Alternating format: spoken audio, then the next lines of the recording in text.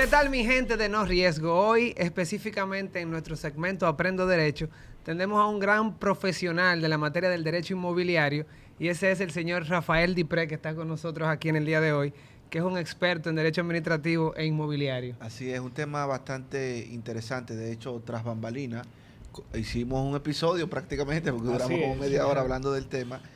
Y el título del episodio se llama El derecho a la vivienda en República Dominicana. Y me gustaría que en principio abordáramos el contexto del derecho como derecho fundamental, como lo establece la Constitución, y si hay otras leyes también, por supuesto, que tú profundizaras al respecto del derecho a la vivienda.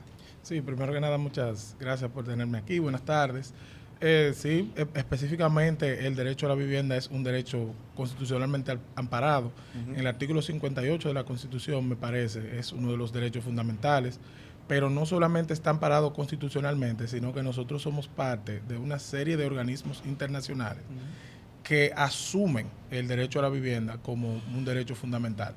La realidad es que a medida que los años han ido avanzando, República Dominicana se ha apegado más y más a la necesidad de cumplir con los estándares de lo que se considera como vivienda digna o factible, y es lo que estamos viendo con los procedimientos que se vienen estableciendo desde el 2012 hasta el día de hoy, pero mucho más enfocado con la creación ahora del Ministerio de la Vivienda y Edificaciones. Vivienda digna, mencionaste ese concepto, si pudieras explicarlo.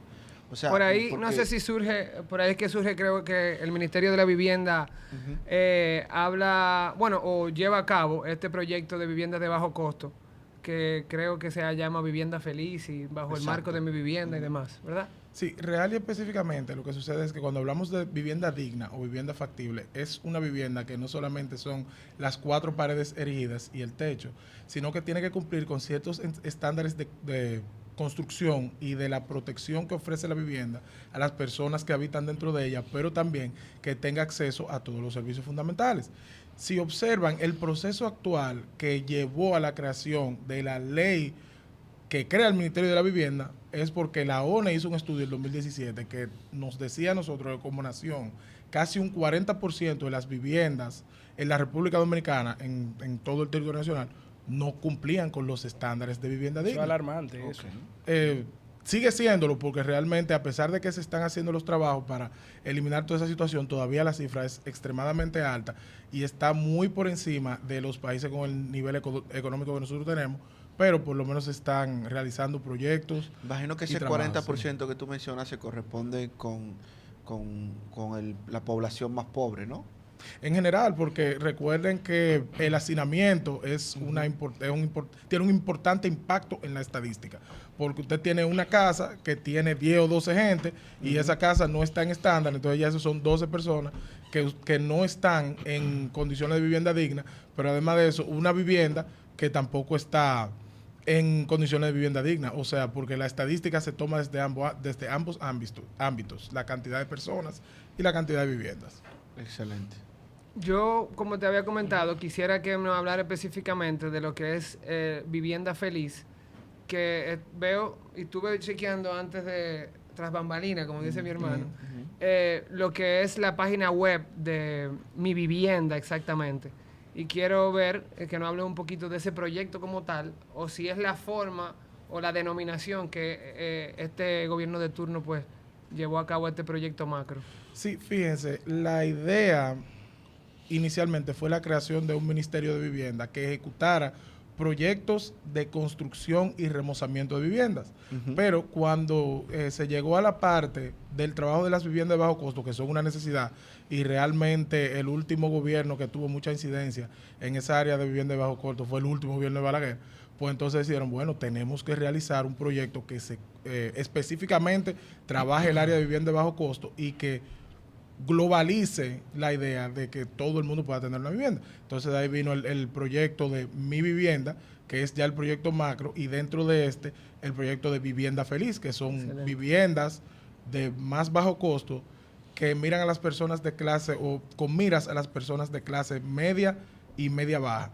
Recordando la diferencia que vivienda de bajo costo es una vivienda asequible, no es lo mismo que las viviendas gratuitas o las viviendas vamos a decirle, estatales. O subsidiadas. Subsidiadas. No, porque la BBC, la bajo costo, son subsidiadas. Ah, okay. Pero hay algunas que son prácticamente un regalo del gobierno, una asignación del gobierno, que no es necesariamente lo mismo, porque la subsidiada tú tienes que pagarla, aunque sea lentamente, pero la que el gobierno te otorga no requiere ningún pago. Que de hecho ahí fue con el proyecto, por ejemplo, de cuando mueven comunidades completas, para no mencionar un nombre, vamos a decir La Barquita, que movieron una comunidad, esas sí son completamente entregadas, tituladas y demás por el gobierno, ¿verdad? Y La Barquita es un excelente ejemplo que traes, porque cuando estábamos analizando durante el proceso de creación de la ley, los proyectos a niveles, vamos a decirle, intraciudad, La Barquita fue el ejemplo principalmente utilizado, porque La Barquita es un ejemplo de un proyecto que se ejecutó a su finalidad de manera satisfactoria. Entonces, La Barquita es el ejemplo perfecto para lo que se quiere hacer a un nivel más micro en varias comunidades de bajos recursos dentro de la ciudad y dentro del país. Rafael, muchas gracias por estar aquí con nosotros. Mira, como tú has mencionado, el tema de las viviendas está amparado en una protección constitucional como un derecho fundamental. El derecho a la vivienda, todos sabemos que es algo que el Estado tiene que tutelar y tiene que garantizar y hacer todo lo que sea necesario para que ese derecho específicamente esté protegido para todos los ciudadanos. A mí me consta, porque verdaderamente he visto en cómo el gobierno, el Estado en sí, tiene un compromiso con la vivienda y lo está aplicando, no solamente de manera conceptual, sino que hay planes de ejecución, incluso que se ha creado un nuevo Ministerio de la Vivienda y se ha creado una ley al respecto. En ese sentido específicamente de la creación de la ley, Rafael, ¿qué contribuyó para su creación? ¿Fue una iniciativa del Estado, del gobierno en sí? ¿Se tomaron algunos ejemplos, parámetros internacionales para su creación? Y también, ¿cuáles cambios, qué evolución ha tenido ese proyecto hasta que se promulgó la ley y se puso en ejecución? Sí, pues fíjate, yo tengo el honor de haber sido parte de todo el proceso de creación de la ley hasta, vamos a decirle, su penúltima iteración, antes de que se realizaran los últimos cambios, que eliminaron el Sistema Nacional de la Vivienda y crearon el proyecto de Mi Vivienda. Y les digo que desde un principio esto era parte de la plataforma de gobierno del presidente Abinader. Su plan de gobierno siempre tuvo la idea de crear una estructura que asegurara el derecho a la vivienda en la República Dominicana y era parte de su discurso político. Realmente realizamos un análisis de derecho comparado bien profundo a países como Argentina, Chile, Colombia, y encontramos que Chile tenía la estructura organizacional y legal más parecida a lo que queríamos hacer aquí. Así que lo utilizamos como base para conceptualizar lo que la ley eventualmente iba a terminar siendo. Ahora, la iteración inicial de la ley era un poco diferente a lo que la ley es ahora, porque inicialmente habría un sistema nacional de vivienda que iba a englobar muchos de los servicios que Mi Vivienda está trabajando ahora, pero no solamente eso, sino que hubieron unos cuantos conflictos, tanto con el sector construcción como el sector ONG, que obligó a cambiar ciertas partes de la estructura interna y cómo el gobierno interactuaba con los diferentes sectores interesados. ¿Qué cantidad de titulación, cuál es el procedimiento que el gobierno va a ejecutar para lograr la meta? ¿Y cuál es la meta, obviamente, que tiene el gobierno, ¿no? Bueno, inicialmente se pensó en la posibilidad de titular 100,000, o sea, de sacar 100,000 títulos de vivienda al año. Eso se ha visto un poco complicado por lo, vamos a decirle, burocráticamente inclinado del proceso de titulación en República Dominicana, incluso para el mismo gobierno. Puede ser que tal vez para el cuarto año ellos logren esa meta, pero para ello tendrían que crear prácticamente un método de excepción para que el gobierno pueda sanear su propio terreno y construir dentro de ellos. Digamos que es un impedimento en las burocracias legales, realmente se ha visto afectado el proyecto por las burocracias. O sea, hay muchas limitaciones legales en ese sentido. No solamente sino desde la creación de la Comisión Permanente de Titulación de Terrenos del Estado, se está viendo la misma situación. Es un proceso que toma mucho tiempo, porque el saneamiento tiene tres partes. Tiene una parte de trabajos técnicos, tiene una parte de trabajos legales y tiene una parte ya de titulación. La parte de trabajo técnico, sine qua non, no puede hacer nada al respecto porque hay que verificar, hay que medir y hay que crear un informe de de parte del agrimensor, pero la parte legal se puede crear un proceso de excepción porque es el mismo Estado que está midiendo su terreno.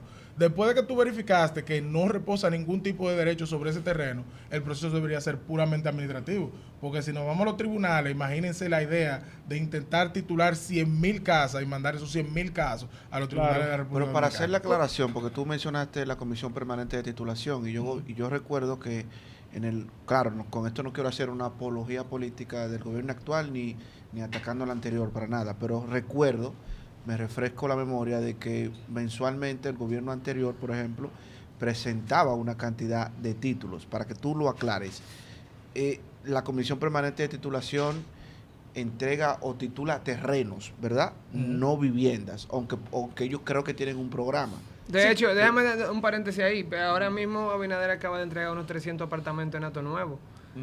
Y es parte del plan también de mi vivienda. O sea que se ha estado llevando a cabo en este gobierno también. Era uno de los primeros proyectos proyectados, si mal no recuerdo. Pero, mira, te explico, la diferencia principal entre el CPTT, la Comisión Permanente, y el Ministerio de la Vivienda es que la Comisión Permanente de Titulación de Terrenos se concentraba un poco más en terrenos de producción, en áreas fuera del Distrito Nacional. Exacto, terrenos de producción. Exacto, ellos tuvieron unos cuantos procesos de vivienda, pero sus expectativas se quedaron, vamos a decirle, muy cortas, muy bajitas. O sea, la realidad se quedó un poco corta entre las expectativas, específicamente por la burocracia del proyecto. En total honestidad, no fue por falta de diligencia ni del proceso del trabajo, como tampoco lo es aquí desde un punto de vista puramente profesional, la necesidad de crear un proceso alternativo puramente administrativo o una modificación de la ley 108-05, que es lo que a mí me parece factible, es una limitante significativa para la ejecución de cualquier entidad gubernamental en lo que tiene que ver con la titulación tanto de terreno como de vivienda. Excelente. Por eso tú entiendes que ya debe ser algo que, como dicen, sí o sí, la necesidad de reformar la 108-05 para el tema de los procesos de titulación. Tienen un tiempo discutiendo. Lo que pasa es que la ley 108-05 es una ley altamente técnica. Tiene muchos reglamentos y ustedes saben que afectar la ley, por ende, afecta a todos los reglamentos que la regulan, para la redundancia. En ese caso es importante que se trabaje con la calma y la seriedad necesaria, pero el cambio tiene que hacerse, porque es que es imposible suplir la necesidad de vivienda de bajo costo que tiene el país si el gobierno, el Estado, no puede titular su propio terreno a la velocidad que lo necesita, ni titular su propia vivienda a la velocidad que lo necesita. Y es un proceso que está legalmente amparado, tanto en una ley como en una serie de reglamentos, pero modificaciones más grandes se han logrado. Excelente. Y no podríamos, en lugar de modificar el proceso general, abrir una especie de excepción, abrir una vía alterna, ¿verdad? Una ventanilla única, que se están usando las ventanillas y funcionan, déjame decirte. Claro que sí. Pudiera crearse una excepción, diríamos, porque a final de cuentas, como tú mencionaste, es una iniciativa del Estado, promovida por el Estado, donde no habría controversia, que es lo que se hace en los tribunales. O sea, si no hay controversia, debería de fluir. Y más cuando se está hablando de que el fin, o sea, la finalidad general es en beneficio de la protección de ese derecho constitucional. O sea, debería de ser esa... Sí, pero sucede lo siguiente, por ejemplo, ya aquí hay un precedente para eso, aquí hay un reglamento para el saneamiento y trabajo de las parcelas complejas. Las parcelas complejas son, ustedes saben, las que son grandes, tienen muchos dueños, tienen muchos problemas, tienen problemas de herencia, etcétera, etcétera. Pero ¿qué sucede? Lo que pasa es que ese es un terreno muy resbaladizo, porque en la mente de la ciudadanía general, desde que se habla de un proceso simplificado de titulación, la gente inmediatamente asume que es una forma de macuteo. Genera suspicacia, sí. Exactamente, una forma de macuteo. No es lo que se quiere, entonces por ende lo ideal sería que el proceso esté amparado dentro de la ley y sea lo más transparente posible. No se puede caer en la trampa de por querer agilizar el proceso, entonces crearse una resistencia de parte de la sociedad en general, la sociedad civil y el empresariado. Otra preguntita, Rafael, y muy buena explicación. Me consta, y a todos nosotros, que el tema vivienda en general ha sido uno de los puntos fundamentales de nuestro excelentísimo presidente. Ha sido parte de su gobierno desde antes incluso de asumir lo que es de su plan la de gobierno. Sí, su plan de gobierno en general, no solamente discurso, porque tú mencionaste la palabra discurso, pero discurso creo que se queda un poco corto para lo que realmente es esto. O sea, no es un discurso, sino un plan de gobierno, lo cual es loable, porque realmente a la vivienda ser un derecho fundamental, un derecho constitucional, tiene que darse el carácter, igual que la educación, que se ha hecho. Sabemos que últimamente se han hecho muchas modificaciones y ha sido un tema nacional la educación, lo cual está bien, pero la vivienda no debe ser menos. Entonces, en ese caso en específico, ¿qué está haciendo el gobierno para eso? ¿O sería mejor, realmente el gobierno está haciendo un esfuerzo para cumplir eso? O sea, quisiera que nos expliques, porque tal vez nosotros lo sabemos, porque estudiamos un poquito eso, pero quisiéramos que nuestros oyentes, nuestros videntes, tengan la garantía o tengan ese dato preciso. Sí, la realidad es que, como explicaba Pedro anteriormente, ya se están entregando algunas de las viviendas. Además de eso, se está trabajando desde hace muchísimo tiempo el proceso o de modificación o de creación de un proceso simplificado administrativo para la titulación tanto de vivienda como de terreno de producción. Yo te diría que tal vez no al ritmo que se esperaba, pero definitivamente se está trabajando. Se están titulando terrenos, sitios como Hondo Valle o Valle Hondo es en Puerto Plata, en Monte Plata, parece que es Hondo Valle. Y hay otros lugares como la terminación del trabajo del proyecto de la Barquita, que no se había terminado, todavía había que hacerle ciertos niveles de remozamiento, eso se ha estado trabajando durante todo este proceso de gobierno. Y señores, la realidad es que la visión desde un principio es que la vivienda también tiene impacto en otros sectores, porque la eliminación del hacinamiento tiene un impacto en la energía, tiene un impacto en salud, tiene un impacto en educación, y real y efectivamente el trabajo tanto desde el punto administrativo como desde el punto de ejecución se está haciendo. No, y también creo que pues sería de mucho provecho el tema de las viviendas, ya que mira cómo ahora nos afectó de manera directa este huracán y parte de esas movilizaciones, de esos terrenos vulnerables y parte de lo que es seguir completando este plan, pues va a ayudar a ese ciudadano, bueno, clase media baja o a veces, bueno, baja, en pocas palabras también, a poder tener una vivienda digna, como habíamos hablado ahorita, y tener una vivienda en un espacio donde pueda tener todos sus servicios de una manera pues que se pueda llevar a cabo de una vida digna y en este caso ¿qué te digo? Pueda vivir de manera decente. Sí, de manera plena. Fíjate, Rafael dijo algo muy importante y es que la vivienda, o sea, los planes de viviendas dignas no solamente significa la estructura, o sea, la estructura y lo que eso representa, sino que una persona que viva dignamente puede destacarse en cualquier área. Una persona que viva dignamente puede estudiar, puede ejercer su trabajo de una manera más eficiente en materia de salud, el hacinamiento. Incluso hay enfermedades que es por el hacinamiento, o sea, se por las pocas condiciones social, totalmente. O sea, una persona que viva dignamente puede ser un ente productivo para la sociedad, viéndolo desde la perspectiva social, ¿verdad? Aparte de la individualización, que también es muy importante. Nada, Rafael, si quieres decir unas últimas palabras como para las personas que disfrutan de este contenido, en ese sentido, si quieres hacer un cierre, está aquí esta plataforma a tu disposición. Bueno, rapidito, yo sé que en general el tema del derecho inmobiliario en la República Dominicana es un poco complejo, pero señores, la realidad es que las viviendas son algo tan importante que desde un principio se han convertido en derecho fundamental, porque es que si tú no tienes dónde vivir, tú no tienes calidad de vida.